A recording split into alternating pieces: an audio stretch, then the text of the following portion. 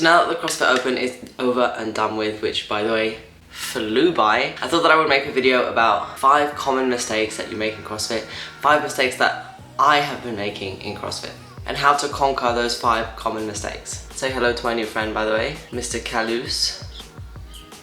Thank you, 24.3.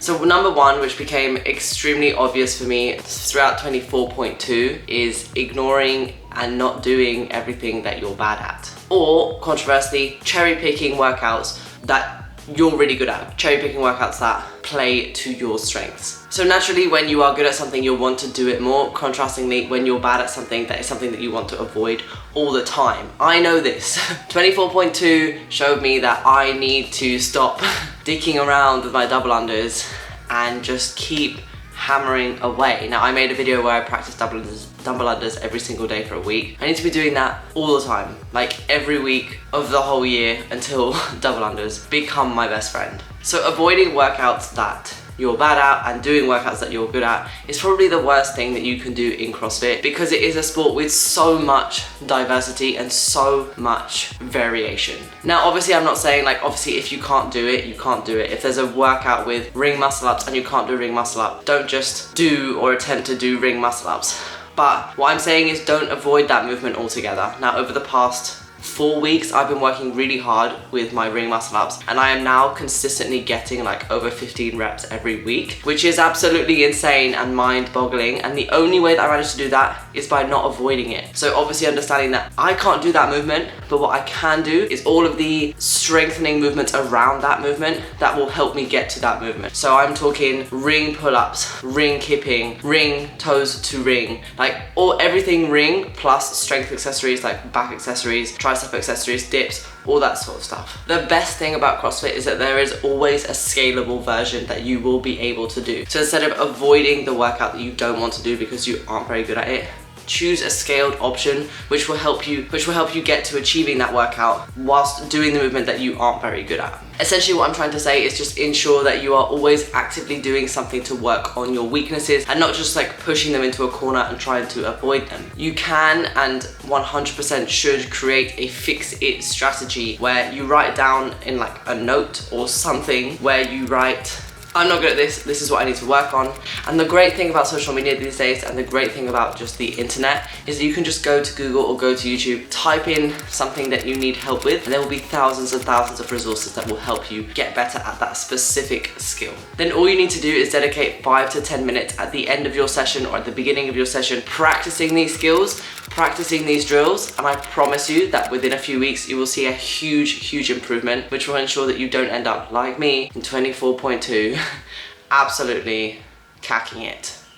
Number 2, which is something that I see so much in the gym and is one of the things that I think is the biggest flaw within CrossFit, is that people neglect their like raw strength. I'm talking about push-ups, pull-ups, calisthenics, bodybuilding, just general strength. An example of this would be, I see people in the gym constantly attempting to do handstand walks when they aren't able to hold themselves up against the wall in a handstand hold for 30 seconds, or they aren't able to do handstand shoulder taps, or they don't have just general strict press strength, or they don't have general shoulder strength, can't do strict press, can't do like dumbbell shoulder to overhead, all that sort of stuff. And I'm not saying that those people shouldn't be attempting to handstand walk. What I'm saying is that the important thing is that you want to set yourself up for success. There is no point in banging your head against the wall over and over again, trying to attempt skills that your body just isn't capable of doing because you don't yet have the strength to do them. Building strength and stability around your body in order to achieve certain movements in CrossFit is super important. i.e., you shouldn't be attempting chest to bar if you haven't got 5 strict pull-ups.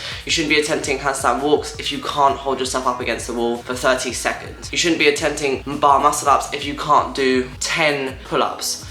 Or you can't do any dips whatsoever. I think that there's a huge lack of personal responsibility in people when they're trying to attempt these movements that you need to have strength and stability for. You cannot attempt these movements without having that strength and stability, because it will lead to injuries and ultimately it won't really help you get to them. So I constantly see people trying to get bar muscle ups by just practicing with a band. They neglect all of the strength elements that you have to do alongside that pull-ups, dips, all that sort of stuff, core stability, kipping strength. They neglect all of that and just immediately jump to doing the exercise, whereas the important thing is to build the base so that you can then get to the skill. I'm gonna borrow a line from Shrek here and just say that you need to peel the layers of the onion before you get to the center of the onion, which is the skill. So all of the layers around that, that's the strength, the stability, the core strength, the kipping strength, any strength that you need in order to get that specific skill. So just try and focus on that, like your whole body strength before you attempt certain skills.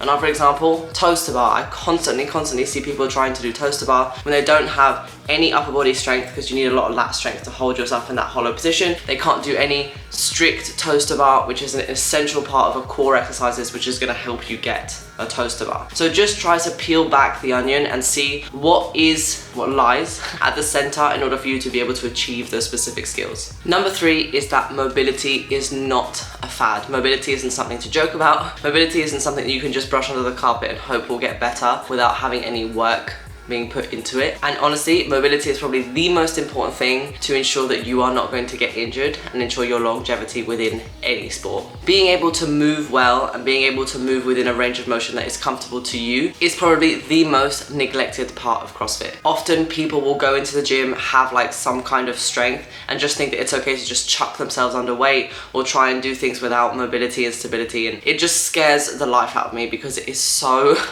dangerous. Now, I'm not saying that every single person should be able to like narrow grip overhead squat or have like incredible ankle mobility or any of those things. What I'm saying is that there needs to be a sense of awareness around the positions that your body can go in that is comfortable for you, that isn't going to be detrimental to your body. Now, I know that I have had to work extremely hard to get into the positions that I get into. It took me years before I could do a pistol. It took me years before I could comfortably do an overhead squat, and those are the things that people don't see when they see me snatch or when they see me clean or when they see me do a jerk. Those positions have taken me years to develop through stretching, through mobility, through rolling, through like activation, through strengthening that you don't see, and it's so important to focus on those things. The great thing about mobility nowadays is that like when I first started weightlifting such a long time ago there weren't that many resources online as to how to improve mobility, how to improve specific like mobility protocols and stuff like that. Now, today, there are so many resources online that you can use. What I use is GoWOD, and I use it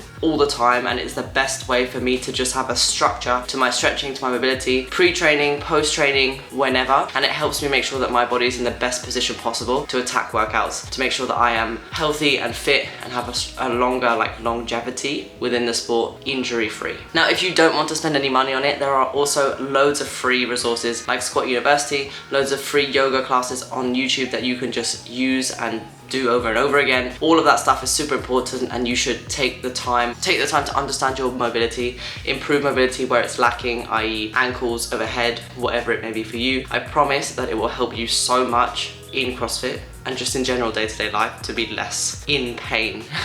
Because if you have tight hips, you'll have back pain. If you have tight traps, you'll have neck pain, back pain, all that sort of stuff. So number 4 ties into number 1. Now, number 4 is don't ever let yourself get disheartened. In a sport with so many skills to master, it's really hard to feel overwhelmed and disheartened and feel like there's an insurmountable mountain to climb. I hope that's the right word. But just know that if you take everything one step at a time, you'll get there. I promise. Like when I first started CrossFit, I really didn't think that I was going to be able to do any really of the skills because I'd never had like a gymnastics background or didn't really know what I was doing. But I just took it one step at a time, started with toes to bar, then started with muscle ups. Now I'm on ring muscle ups, started with handstand walks. Just focus on small things, one thing at a time, and I promise that over time, those skills will come, and it just comes practice.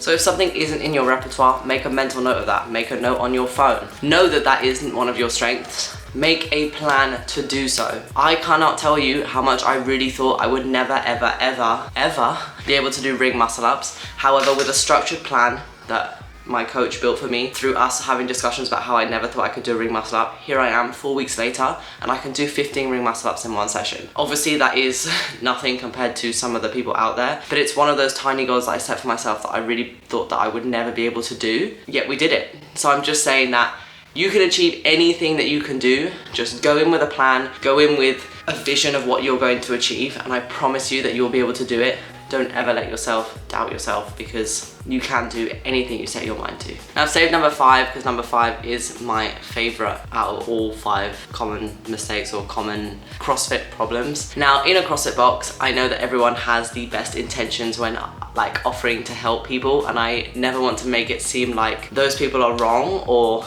it's not a kind thing to do. However, sometimes it really can feel like the blind are leading the blind in a CrossFit box. If you start practicing something, I've had this so many times, I'll have like loads of cues I've looked up for myself and I'm practicing, and it's not going great. Fine, week 1, no problem. However, the thing that is detrimental is that you'll then have making up names. You'll have Joe who comes over to you and is like, oh, you should try this. You'll have Billy who comes over and he's like, oh, you should try this. You'll have Sandra who comes over and she's like, oh no, I did this. It's really hard to know yourself and know what is going to help you. So obviously it's helpful to have lots of people give you their kind of like advice and their experience. However, it can be extremely like mentally inundating and just overwhelming to have all of these people giving you all of this different advice. So what I would say is that whilst it is very kind that those people want to help you, if you have a plan for yourself, try and stick to that, or try and just follow one piece of advice at a time. Just like weightlifting, CrossFit is really, really hard, and having too many cues in your mind can just like further confuse you. So stick to your guns. After a few weeks, if it doesn't work or if it's not helping, then change of plan. But having hundreds of thousands of cues in your head at once isn't gonna help, and it is gonna just make you even more confused. Just remember to be patient with yourself, be patient with your body, and know that if you keep working at it, you will get better. It's inevitable. Thank you so much for tuning in to watch this video. If you did enjoy it, don't forget to give it a big thumbs up as well as subscribe to my channel. Those are just the 5 common CrossFit mistakes that I have identified, but if you guys know of any more, just pop them in the comments below. I would love to hear what you guys have to say. Thanks so much for watching the video, and I'll catch you in the next one. Bye!